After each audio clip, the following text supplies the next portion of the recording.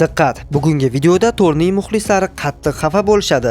Agar siz Torning muxlisi bo'lsangiz, yaxshisi bu videoni ko'rmaslikni tavsiya qilaman. Odinning o'g'li Tor Asgard qiroli, chaqmoq ma'budi, Stormbreaker va Mjolnir kabi koinotning eng kuchli qurollari egasi, qasaskorlarning eng kuchli qahramoni.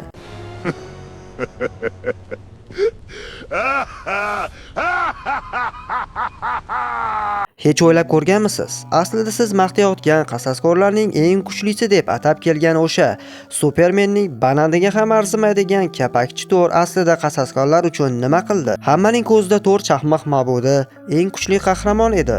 Lekin rostini aytsak, Marvel dunyosida u qanchalik foyda keltirdi o'zi. Bugun sizga Torning hech kim aytmaydigan kamchiliklarini ochib beraman. Balkim mendan jahlingiz chiqishi mumkin, ammo men faqat haqiqatni aytaman va barcha Tor haqida faktlarni ochib beraman. Balki Tor qasaskorlar uchun eng ortiqcha qahramon bo'lishi ham mumkin.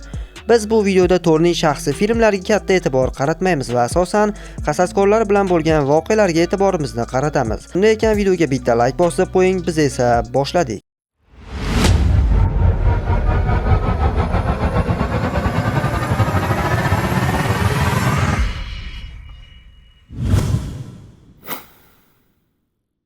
Dastlab 2012-yilda bo'lib o'tgan Qasaskorlar filmiga e'tiborimizni qaratamiz.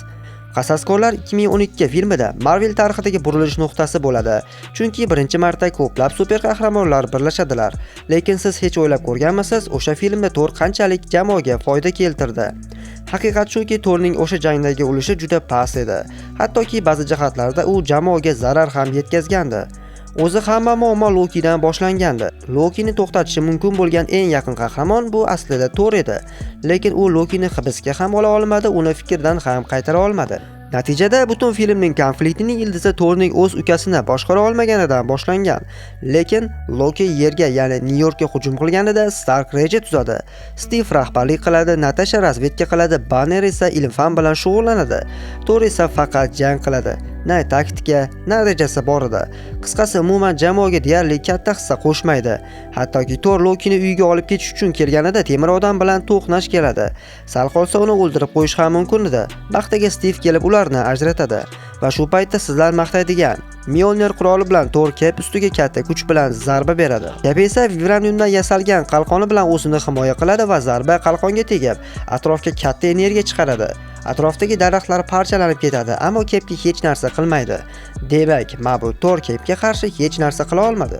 Mabudlar yasagan Mjolnir quroli odamlar tomonidan yasalgan qurolni sindira olmadi. Keyingi sahnada esa Nyu-Yorkka katta portal ochiladi va koinotdan Chitauri qo'shinlari kirib kela boshlaydi. Tor faqat Chitauri qo'shinlariga zarba beradi, lekin ularning soni juda ko'p edi. Natijada Torning yo'q qilgan kam sonli yovuzlar qo'shini deyarli hech qanday ahamiyat kasb etmaydi. Tor na portalni yopa oladi, na Lokini mag'lub qiladi. Albatta bu ishlarning barchasini boshqa qahramonlar bajarishadi. Masalan, Kapitan Amerika, ya'ni Steve butun jamoani birlashtiradi, Tor yo'l ko'rsatadi va qaysidir ma'noda jamoaga katta foydasi tegadi. Eng foydali qahramon esa bu so'zsiz Tony Stark bo'ladi. Ya'ni yadro qurolini ko'targan va jonini katta xavfga qo'yib, o'limiga rozi bo'lgan Tony Stark portal orqali kirib barcha qo'shinlarini raketa yordamida yo'q qiladi va o'zi oxirida omon qoladi. Menimcha barchasi aniq. Dastlabki filmda Tor o'rtacha harakat qiladi va deyarli katta ahamiyatga ega ish qilmaydi. Qasaskorlar 2015-yilgi filmda, ya'ni bir global falokatni boshdan o'tkazadi. Lekin bu safar ham Torning foydasi cheklangan va minuslari esa aniq ko'rinib qolgandi. Bu film yovuzi Ultron bo'ladi. U insoniyatni yo'q qilmoqchi bo'lgan sun'iy intellekt edi va muammo juda katta edi. Xo'sh, Tor nima qiladi? Hech qanday yechim taklif qila olmaydi. Ultronning toshlar bilan bog'liqligini esa juda kech tushunadi. Odamlar o'lib, shahar havoga ko'tarilgandan keyingina Tor harakat qila boshlaydi. Axir Tor bularning barchasini oldindan bilish kerak edi, ammo unday bo'lmadi. Torning eng katta vazifasi Vision'ni tiriltirish bo'ladi. Bu strategiya emas, balki tasodif edi. Tor suvga sakrab kelajak haqidagi videolarni ko'radi va Vision'ni tiriltirishga qaror qiladi. Va eng kulgilisi, Tor o'zi ham Vision'ni tiriltirsa nima bo'lishini bilmasdi. Final jangida Tor Chitauri yo'q qilganidek robotlarni yo'q qildi. Lekin bu robotlar minglab edi. Tor esa faqat orqa plandagi jangchiga aylanib qoladi. Muhim ishlarni esa yana boshqalar bajarishadi. Peter odamlarni qutqarib va o'zi ham halok bo'ladi. Kapitan Amerika esa yerda jangni boshqaradi. Temir odam yana jonini katta xavfga qo'yib reaktorni portlatadi. Hulk esa Ultronning bosh robotini yo'q qiladi. Oxirida esa Vision, Temir odam va Thor birgalikda Ultronni yakuniy mag'lubiyatiga uchratishadi. Thorning qilgan eng katta ishi esa bu havoga ko'tarilgan Zakovia shahrini yerga qulamasligi uchun portlatish bo'ladi. Ha, bu katta foyda keltirdi, ammo umumiy jang miqyosida Thor birinchi o'ringa chiqa olmadi.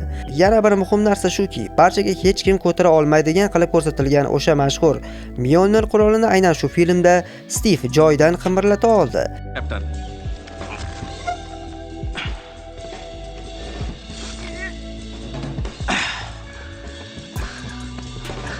Insoniyat tomonidan yasalgan robot Vision Mjolnirni bemalol ko'tara oldi.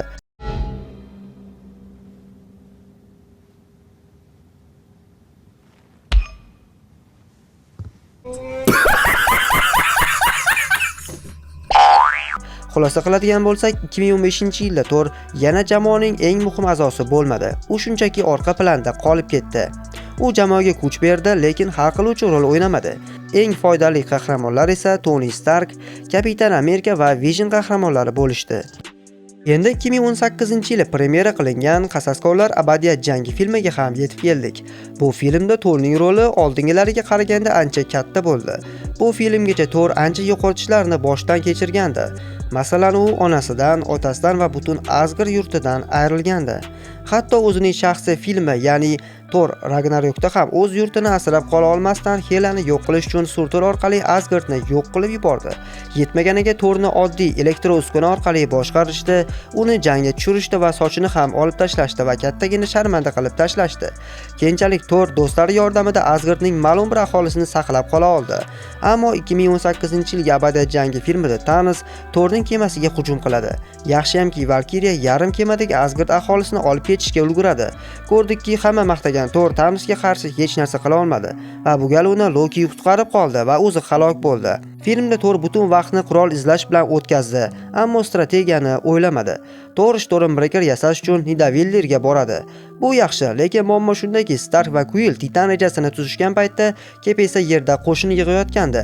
Thor esa eng muhim paytda jangdan uzoqda qurol izlab yurgandi va bu degani Thorning o'z kuchini Thanosdan kuchsiz ekanligini bilgan va Stormbreaker orqali Thanosni yenga olaman deb o'ylagandi. Ha, Thor so'nayotgan yulduz energiyasiga dosh berdi. Bu katta chidamlilik hisoblanadi. Ammo Groot qo'lini kesib Stormbreakerga sop yasamaganda bu foydasiz bo'lgan bo'lardi. Bundan tashqari film so'ngida Thor Thanosni to'xtatishi mumkin bo'lgan yagona qahramon edi, lekin u parod qildi.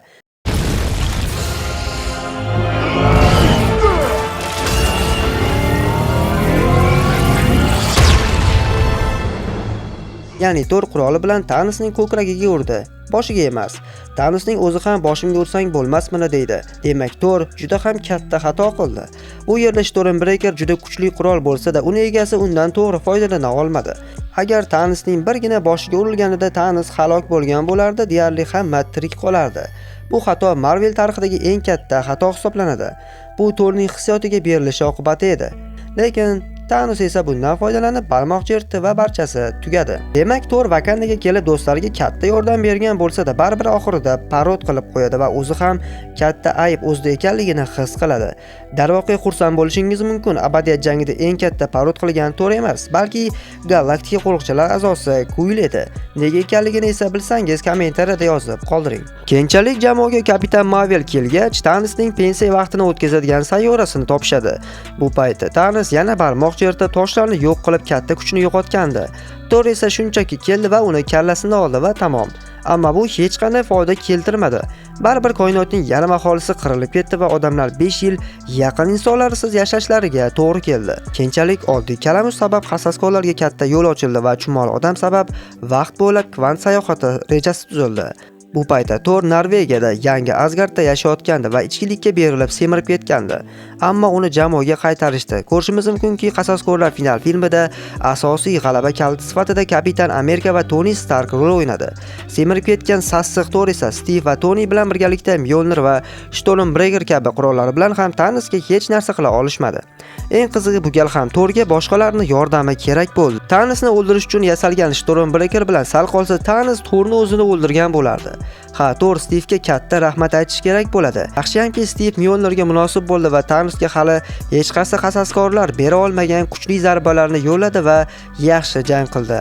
Ammo kuchli bo'lsa-da baribir super askar ekanligiga kamlik qildi va mag'lub bo'ldi. Thor esa burni qonab yerda yotgancha buni tomosha qildi.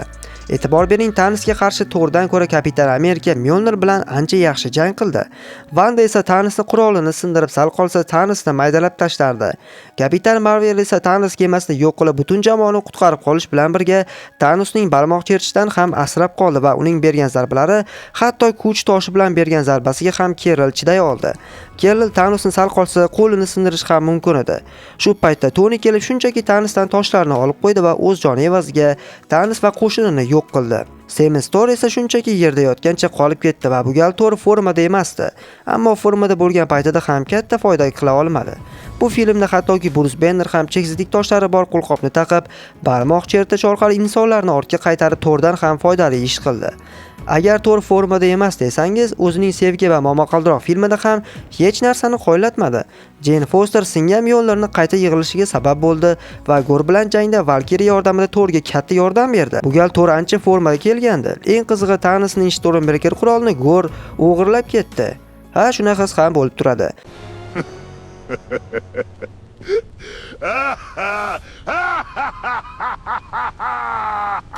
Eng qizig'i Thor bu gal ham yana kimnidir yordamiga muhtoj bo'lib qoladi.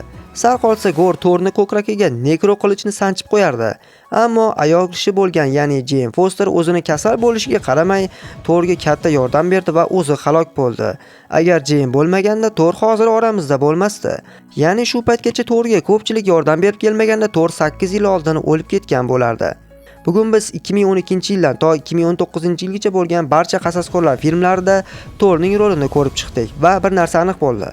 Thor Marvel koinotidagi eng kuchli qahramonlardan biri bo'lsa ham, jamoa uchun eng foydali qahramon bo'lmagan. Xo'sh, unda Thor nimaga kerak edi? Thor shunchaki kuchli jangchi, lekin jamoaga g'alaba keltiradigan asosiy qahramon emas. Shu sababli butun tahlildan so'ng aytishimiz mumkinki, Thor Marvelning eng kuchli qahramonlaridan biri, lekin qasasxo'rlarning eng foydasiz strategik a'zosi hisoblanadi. Bugungi videodagi gaplar shunchaki fikr emas, filmlar bo'yicha faktlar asosidagi xulosa edi. Lekin Thorni butunlay keraksiz deyish ham adolatsizlik hisoblanadi. U qasasxo'rlar orasidagi eng kuchlilardan biri bo'lib qolmoqda. Va eng muhimi, Thorning borligi qasasxo'rlar jamoasini yanada rang-barang va yorqin qilardi. Bir narsa aniq, Thor bo'lmaganida qasasxo'rlar butunlay boshqa jamoaga aylanardi. Balki yanada kuchliroq, balki yanada kuchsizroq bo'lishlari mumkin edi. Siz nima deb o'ylaysiz? Thor haqiqatan ham jamoaga ko'proq foyda keltira olarmidi? Uning yana qanday xatolari bo'ldi? Fikrlaringizni albatta izohlarda kutaman. Mana izlar, bugungi videomiz shulardan iborat edi. Agar videomiz yoqqan bo'lsa, videoga bitta like bosib, kanalga obuna bo'lib qo'ying. Bu bilan siz kanal rivojiga katta hissa qo'shgan bo'lasiz. Sizlar bilan Sardor bo'ldi. Keyingi videolarda ko'rishguncha izlar.